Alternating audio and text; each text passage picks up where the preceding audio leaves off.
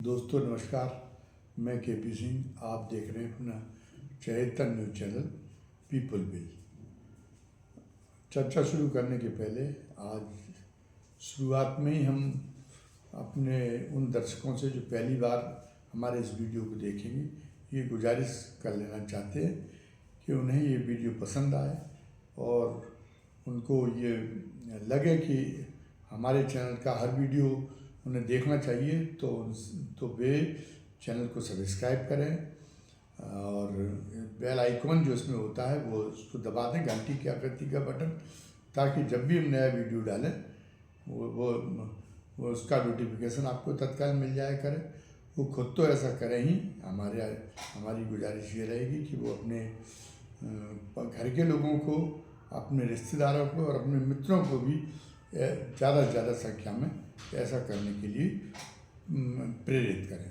और जो पहले से हमारे दर्शक देख रहे हैं और हमारे इस चैनल को पसंद कर रहे हैं, वो उनसे हमारी गुजारिश ये है कि वो इस वीडियो को देखने के बाद में इस वीडियो को लाइक करें और ज़्यादा से ज़्यादा संख्या में शेयर करना ना भूलें। ये उनकी हमारे ऊपर उनकी बड़ी मेहरबानी होगी और हमारी बड़ी मदद। आज हम चर्चा कर रहे हैं देश भर में। आज जो चर्चा में सर्वोपरि जो विषय रहा है वो महाराष्ट्र का ही रहा है कि महाराष्ट्र में आखिर मुख्यमंत्री कौन होगा, इसकी धुंध छट गई है। और देवेंद्र फडणवीस, एक तो ये साफ हो गया है कि भारतीय जनता पार्टी ही अपना वहाँ पे सरकार बनाएगी। निवर्तमान मुख्यमंत्री एकनाथ शिंदे ने बड़ी कोशिश की, खबरें ये आ रही कि उन्होंने वो उनसे गिड़गिड़ाए केंद्रीय गृह मंत्री अमित शाह से कि जो है वो आप केवल 6 महीने का मौका हमें और दे दें, 6 महीने हमें रहने दें मुख्यमंत्री, और उसके बाद में फिर आप अपना मुख्यमंत्री बना लेना।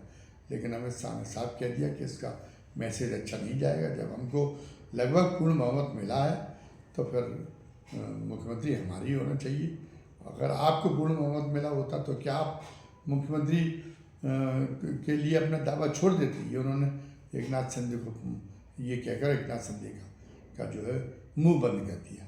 अब जो है अब ये है कि एकनाथ शिंदे गृह विभाग मांग रहे और कुछ महत्वपूर्ण विभाग मांग रहे। और इसमें भारतीय जनता पार्टी कितना झुकती है ये देखे जाने वाली बात होगी, या भारतीय जनता पार्टी का आत्मविश्वास इतना बुलंद है, उसे पता है कि अब एकनाथ शिंदे पूरी तरह से असहाय हैं, वो बगावत करने का उनमें मादा नहीं, परिस्थितियाँ ऐसी नहीं कि वो बगावत करने का जोखिम मोल ले सकें। उन्होंने तो हर सूरत में हमारे साथ ही रहना है।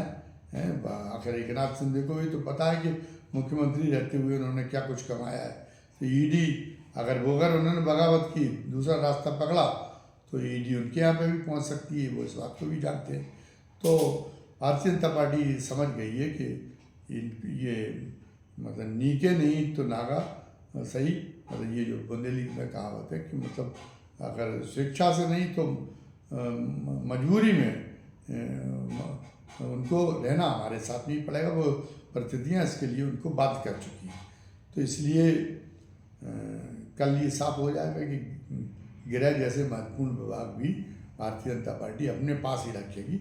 वो एकनाथ शिंदे को देने वाली बात नहीं है। एकनाथ शिंदे ने अभी वो खुद उप मुख्यमंत्री के रूप में देवेंद्र फडणवीस की सरकार में शामिल होंगे कि नहीं होंगे, इसको लेके अभी सस्पेंस बनाए रखा है। और उन्होंने कहा है कि इसका फैसला मैं कल शाम तक करूँगा। शाम को 5-5:30 बजे कल शपथ ग्रहण होनी है, तो उन्होंने कहा कि मैं फैसला करूँगा। हालांकि देवेंद्र फडणवीस ने कहा कि मेरा तो उनसे आग्रह यही होगा कि वो सरकार में शामिल हो मुख्यमंत्री बनकर और हम सब मिलकर सरकार चलाएं।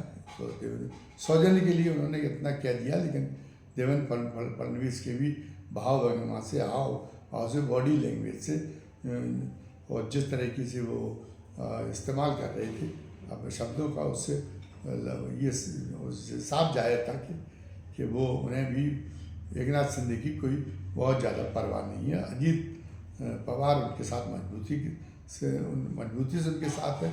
अजीत पवार भी प्रेस कॉन्फ्रेंस में मौजूद थे जब ये कहा गया कि एकनाथ शिंदे के बारे में तो तय नहीं है कि मुख्यमंत्री पद की कल शपथ लेंगे या नहीं लेंगे। आपका क्या होगा? तो उन्होंने कहा नहीं, मैं तो कल शपथ लेने वाला हूँ। तो उन्होंने एकनाथ शिंदे ने उन पर तंज कसते हुए कहा कि दादा अजीत तो सुबह और शाम दोनों समय शपथ लेने का रिकॉर्ड बना चुके।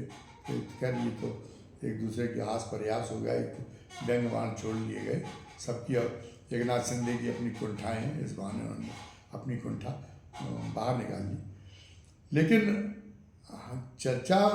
हमारी चर्चा इस बात पर केंद्रित नहीं है कि 10-12 दिन लगे, जिससे बड़ी फजीयत हो रही थी महायुति गठबंधन की। मुख्यमंत्री तय नहीं हो पा रहा था, सरकार तय नहीं हो पा रही थी, तो वो टल गया मामला और आखिर में मुख्यमंत्री पद की जो की बाजी है वो भारतीय जनता पार्टी के पक्ष में रही।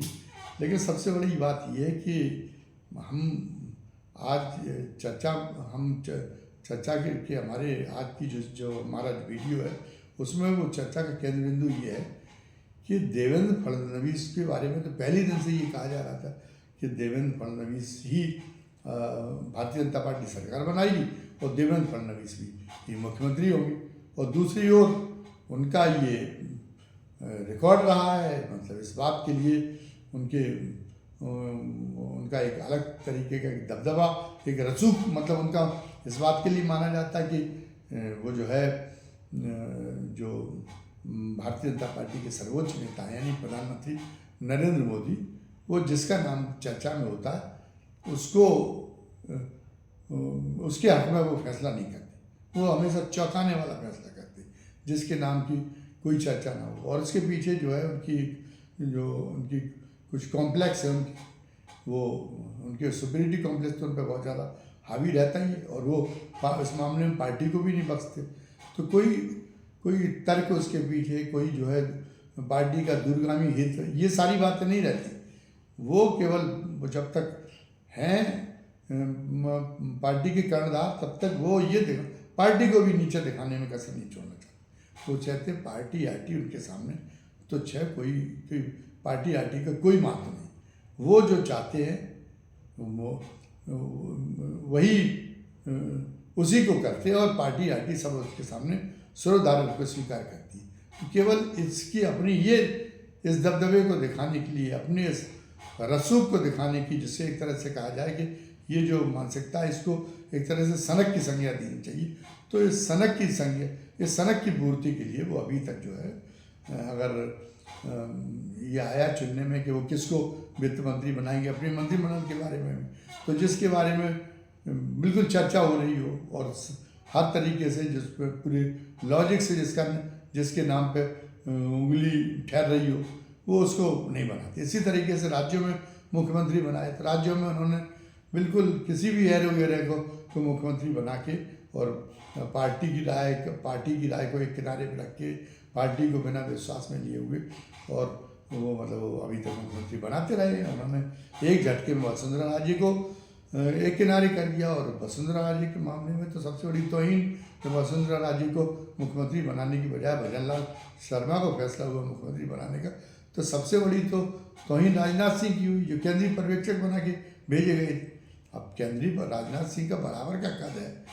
जब नरेंद्र मोदी प्रधानमंत्री बने थे तो राजनाथ सिंह पार्टी के अध्यक्ष थे और उन्होंने नरेंद्र मोदी का नाम आगे बढ़ाया था। लेकिन नरेंद्र मोदी किसी का ऐसा नहीं मानते। वो ये मानते हैं कि वो तो वो सक्षम है, वो सबसे आगे, वो तो अवतारी पुरुष है, इसलिए राजनाथ सिंह को कर नहीं था। तो राजनाथ सिंह की उन्होंने ये हैसियत कर दी कि राजनाथ सिंह को एक चिट्ठी थमा दी कि आप ये नहीं कि पर्यवेक्षक बन के जा रहे हैं तो आप को ये मुगालता हो जाए कि आप वास्तविक पर्यवेक्षक हैं। इसलिए पहले विधायकों की राय लें, पार्टी के विधायकों की, कि वो किन के पक्ष में है, फिर जो संभावित उम्मीदवार हैं उनके बीच में उनको बिठा के चर्चा करें और ये उनके बीच में बात रखें कि आप में से हम किसके नाम को हम पार्टी को वरीयता देनी पड़ेगी, उसके पीछे क्या लॉजिक है, क्या पार्टी के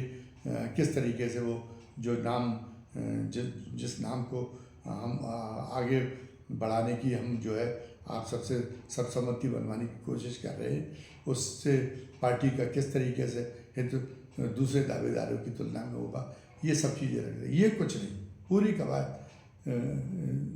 0 बटा सन्नाटा और एक हरकारा जैसे होता है। राजनाथ सिंह की उन्होंने हैसियत वहाँ उसमें समेट के रख दी, हरकारी की तरह।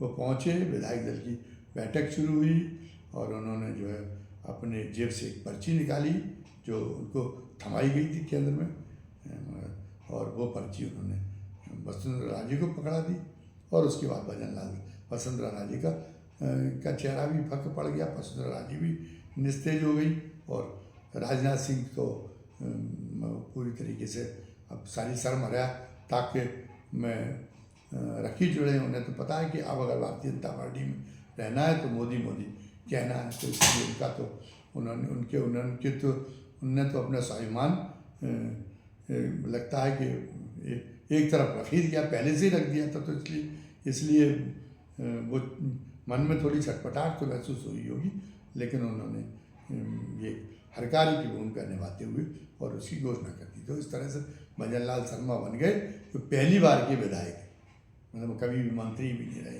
कोई तजुर्बा नहीं है। अब उससे पार्टी का क्या होगा होता रहा है, लेकिन अब एक सनक है कि हमारे दबदबे के आगे पार्टी कुछ नहीं है, तो इस सनक की तृप्ति उनको करनी थी, तो उन्होंने किया। यही उन्होंने मध्य प्रदेश में किया। मोहन सिंह यादव खुद जीवन में कभी सपना नहीं देखे, इसलिए उन्होंने कोई लॉबी भी नहीं बनाई थी कि वो मुख्यमंत्री बनेंगे, कोई वो जो है कहीं से कोई दावेदारी भी वो नहीं कर रहे थे, लेकिन शिवराज सिंह को किनारे लगाना था और एक अप्रत्याशित नाम रखना था, ताकि मध्य प्रदेश के बहाने भी फिर एक बार साबित किया जा सके कि मोदी केवल किस तरीके से उन्होंने पूरे पार्टी सिस्टम को सब चीज़ों को समाप्त करके किस तरीके से अपना जो है एक छत्र प्रभुत्व कायम कर लिया है। वो जो सर्वशक्तिमान नेता हैं जिनके आगे साथ पार्टी पूरा सिस्टम गौड़ है, उन चीज़ों का कोई नहीं है। तो उनके मन में आया कि जो मुख्यमंत्री पद की जयमाल है वो मोहन सिंह यादव के गले में पड़नी चाहिए, तो उन्होंने गले में डलवा दी। कोई पार्टी चू नहीं कर सकी, RSS चू नहीं कर सकी, ये हो गया। लेकिन देवेंद्र फडणवीस के मामले में भी वो करना तो ये चाहते होंगे, क्योंकि वो तो सनक की बुरी तरह से बसीभूत है सब जगह। मतलब वो अगर पता चला कि वहाँ पे संघ प्रमुख जब अयोध्या में जो रामलला मंदिर की प्राण प्रतिष्ठा कराने गए थे, तो कैमरे में उनके बराबर पर संघ प्रमुख ना आ जाए, तो उन्होंने संघ प्रमुख को भी किनारे में कई जगह धकेलने में कसर नहीं छोड़ी थी। और योगी की तो स्थिति उन्होंने उस समय बड़ी दयनीय बना दी थी। वाराणसी में अपने संसदीय निर्वाचन क्षेत्र में गए तो उन्होंने केवल इसीलिए कि मतलब वो भले ही राज्य के मुख्यमंत्री हों उनके साथ में, इसलिए ऐसा व्यवहार नहीं होना चाहिए था, लेकिन केवल अपना अहम दिखाने के लिए उन्होंने मुख्यमंत्री को अपनी कार के पीछे दौड़ लगवा दी योगी आदित्यनाथ को। तो वो था, तो जो इस कदर जो जिसके ऊपर तारी हो अपना गुमान, अपना अहंकार इस बात पर तारी हो, तो वो महाराष्ट्र में ऐसा क्यों नहीं करता। जो देवेंद्र फडणवीस का नाम चल रहा था, सारे लोग कह रहे थे, मीडिया में भी खबरें दी जा रही थी कि नहीं जो है पार्टी के सूत्र बता रहे कि देवेंद्र फडणवीस का नाम ही तय करेगी भाजपा। तो फिर मोदी ने इस बात से समझौता कैसे कर लिया, जैसा वो हर जगह जाहिर कर देते कि पार्टी किस खेत की मूली, पार्टी है क्या मेरे सामने, मैं हूँ वही पार्टी, मैं ही इस समय तो मैं ही सब कुछ हूँ, मैं अवतारी हूँ, मैं तो आसमान से उतरा हुआ हूँ, काय की पार्टी, काय का वो। लेकिन इस बार वो इन्होंने इतना सब्र क्यों कर लिया, या इस बार उन्होंने साहस क्यों नहीं दिखाया, उसका कारण है कि परिस्थितियाँ बदल गई। उन्होंने भारतीय जनता पार्टी के राष्ट्रीय अध्यक्ष JP नड्डा से चुनाव के दौरान ये कहलवा दिया था, लोकसभा चुनाव के दौरान, कि हमारी पार्टी को पहले कभी ज़रूरत रही होगी, उस पर निर्भर रहा होगा संघ पर, लेकिन अब हमें संघ की कोई ज़रूरत नहीं रह गई, हमारी कोई निर्भरता नहीं, अब हम खुद ही सक्षम हो चुके, तो हमें किसी संघ की मदद की कोई ज़रूरत नहीं। और इसके बाद इसका कारण ये हुआ कि संघ जो है, संघ के कार्यकर्ता उदासीन हो गए लोकसभा चुनाव के समय, और मोदी को उन्होंने जो है उनकी हैसियत बता दी। मोदी अपने दम पे बहुमत जिता सके, सारा करिश्मा उनका बिल्कुल तार तार हो गया, सारा करिश्मा पूरा उनका चकनाचूर हो गया, और वो जो है बैसाखियों के सहारे सरकार बनाने के लिए मजबूर हो गए। तो इसलिए उन्होंने चाहे जितनी टीकें यहाँ की हों कि वो तीसरी बार मुख्यमंत्री बन के, और उन्होंने नेहरू जी के रिकॉर्ड की बराबरी कर ली, लेकिन ये जो विपक्ष ने उनको खूब पहुँचा, उनको जो है शर्मिंदा करने में कोई कसर नहीं छोड़ी, और लोगों के बीच में भी लगा कि नहीं मोदी का करिश्मा तो फीका हुआ, मोदी के करिश्मे का मिथक टूटा है, और इसलिए मोदी की जो एक विराट जो विशालकाय छवि थी उसको निश्चित रूप से उससे धक्का पहुंचा था। तो उसके बाद से फिर जो है मोदी थोड़ा सा अब अपने आपे में आए, और उन्होंने जो है वो अब संघ का अदब करना उन्होंने उसके बाद में सीखा। तो संघ ये तय किए हुए था कि देवेंद्र फडणवीस को ही मुख्यमंत्री बनाएंगे, और जो ये कहा जा रहा था मीडिया के हलकों में कि भारतीय जनता पार्टी के पुख्ता सूत्रों से ये जानकारी मिली है कि देवेंद्र फडणवीस के नाम पर ही पार्टी रजामंद होगी, देवेंद्र फडणवीस का नाम ही पार्टी तय करेगी। तो वो सूत्र भारतीय जनता पार्टी की ना होके वास्तविकता ये है कि वो संघ के सूत्र थे। संघ ने मोदी से कह दिया कि नहीं, मनमानी से आपने बहुत दिन हो गया, मनमानी करके आपने देख ली, और मनमानी से 2024 में पार्टी की आपने वो गत कर दी कि पार्टी सत्ता गंवाते गंवाते बची। तो इसलिए अब मनमानी नहीं, अब जो है आपको हमारी भी सुननी पड़ेगी, और पार्टी में सबके सम्मान की रक्षा करनी पड़ेगी। देवेंद्र फडणवीस ने आपका आदेश मान के पिछली बार मुख्यमंत्री वो रह चुके थे, इसके बावजूद भी वो मुख्यमंत्री के रूप में उन्होंने एकनाथ शिंदे की सरकार में पूरा काम करना स्वीकार किया। सारा मतलब उसका अपने स्वाभिमान उसके ये तरह से उनका अपमान था, लेकिन अपमान का घूंट पीकर भी उन्होंने पार्टी के अनुशासन को महत्व दिया। तो अब जो है अब उनके साथ में अब उनका केवल आपकी सनक के लिए, और उनको जो है उनको दाव पर नहीं लगा, उन्हें सूली पर चढ़ाए जाने का गवारा नहीं है, अब आपकी मनमानी नहीं चलेगी। तो ये संकेत हो गया, मोदी असहाय हो गए, मोदी जो है उसमें कोई ज़्यादा दखल नहीं दे पाए, और मोदी ने अपना रिकॉर्ड ये तोड़ दिया कि वो तो जो है चौंकाने वाला फैसला करते हो। जब मुख्यमंत्री चुना होता तो मोदी जानते हो, ज़्यादा अमित शाह जानते कि जो तय होगा, जो पार्टी जिन नामों की चर्चा कर रही होती उनको जो है उनको वो कोई महत्व नहीं देते, उन सबको जो है पूरी पार्टी को ज़मीन सुखा देते हैं, आरएसएस को ज़मीन सुखा देते। लेकिन अब की बार उनकी ये फितरत जो है ये फितरत उनकी कोई काम नहीं आई उनकी, और उन्हें अपनी इस फितरत को भूल जाना पड़ा, और उन्हें संघ की मंशा के सामने उन्हें झुकना पड़ा, और इस तरह से देवेंद्र फडणवीस मुख्यमंत्री हो गए।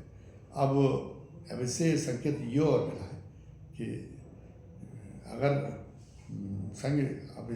संघ इस बात को दिखा रहा है कि नहीं, अब जो है किसी व्यक्ति की मनमानी पार्टी में आगे चल के स्वीकार नहीं वाली, वही मोदी क्यों ना हो। तो ये फिर एक बार देवेंद्र फडणवीस के उदाहरण से एक बार फिर इस बात की अटकलें तेज हो गई हैं कि 2025 में संघ के शताब्दी वर्ष मनने के बाद में मोदी के भी 75 वर्ष पूरे हो चुके होंगे, 75 वर्ष की आयु पूरी हो चुकी होगी। तो जो संघ ने नियम बनाया कि 75 वर्ष की आयु पूरी होने के बाद वो रिटायर करेंगे, तो राजनाथ सिंह को भी रिटायर किया जाएगा, और साथ साथ में संघ इनको मोदी से भी अब संघ के अंदर संघ अपनी उस पर आ गया है।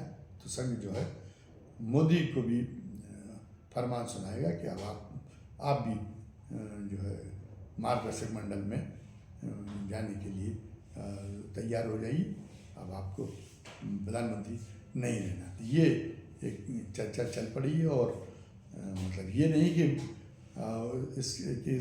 यही नहीं कि मोदी को ही वो पद छोड़ने के लिए, और मतलब इसको उनका हुक्मनामा केवल मोदी को ही प्रधानमंत्री पद छोड़ने के लिए जारी नहीं होगा, बल्कि ये भी मोदी को स्वतंत्रता नहीं दी जाएगी। वो उत्तराधिकारी तय करें। वो अमित शाह का नाम, वो अगर प्रधानमंत्री नहीं हो पा रहे तो संघ को मजबूर कर दें और पार्टी को कि वो अमित शाह के नाम पे मोहर लगाए। नहीं, अमित शाह के नाम पर भी मोहर नहीं लगेगी। पहले से जिसकी दावेदारी संघ समझता है कि मोदी के बाद जिनकी होनी चाहिए, तो वो जो है वो नितिन गडकरी का नाम संघ के दिमाग में है। और पार्टी हलकों में भी है, पार्टी में भी ये है कि नहीं, अगर मोदी जाते हैं तो उनकी जगह लेने के मामले में सबसे उपयुक्त नेता नितिन गडकरी। तो लगता है कि नितिन गडकरी का नाम 2025 के बाद नितिन गडकरी को प्रधानमंत्री पद पर सुशोभित होते लोग देखेंगे, और नरेंद्र मोदी जी मार्गदर्शक मंडल में चले जाएंगे। और फिर भले ही उनको जो है द्रौपदी मुर्मू के बाद में राष्ट्रपति बनने का मौका दे दिया जाए, अगर वो अनुशासित हो गए और जो है वो ये सिरोधार्य कर लेते जो संघ ने जो नियम बनाया है, उस नियम को जब उनसे उस नियम के बारे में बताया जाता है और उस नियम का पालन करने के लिए कहा जाता है, तो वो संघ का आदेश सिरोधार्य कर लेते। तो हो सकता है कि मार्गदर्शन मंडल में जाने के बाद में फिर उनको राष्ट्रपति बनने का मौका दे दिया जाए, जो सब भले ही सजावटी तौर पे सही, लेकिन वो संवैधानिक रूप से देश का सर्वोच्च पद तो राष्ट्रपति का ही है। तो वो तो फिर ये भी होगा कि उनका मान सम्मान भी बना रहेगा और वो चलेगी। अब ये अब इस मामले में कितना होता है क्या है, ये तो हमारा अनुमान है और तमाम बहुत सारे सयानों का अनुमान है। लेकिन ये भी बात सही है कि मोदी आसानी से जो है प्रधानमंत्री पद से हटने के लिए रजामंद हो जाए, ये बहुत आसान भी नहीं लगता। फिलहाल हमें प्रतीक्षा करनी पड़ेगी कि आगे का घटनाक्रम जो है आगे घटनाक्रम किस रूप में घटित होता है। लेकिन देवेंद्र फडणवीस के महाराष्ट्र के मुख्यमंत्री के रूप में देवेंद्र फडणवीस का नाम तय होने से ये तो साबित हो ही गया है कि मोदी अब जो है उस मोदी का दबदबा अब पार्टी में उतना मजबूत नहीं रह गया जितना 2024 के लोकसभा चुनाव के पहले था, और इसलिए समझौता करना अब उनकी नियति है। आज की वीडियो में बस इतना ही। वीडियो समाप्त करने के पहले हम अपने सारे दर्शकों से ये निवेदन कर लेना चाहते हैं कि वो आज के वीडियो के बारे में अपनी राय कमेंट बॉक्स में दर्ज करना ना भूलें। भले ही वो हमारे विचारों के प्रतिकूल भी उनकी कोई राय क्यों ना हो, लेकिन वो भी हमें स्वीकार होगी, वो भी हमें सिरोधार्य होगी। और हमारा आप राय दर्ज कराते तो हमारा उत्साहवर्धन होता है, इसलिए आप राय दर्ज कराने की मेहरबानी जरूर करें। धन्यवाद। जय हिंद, जय भारत।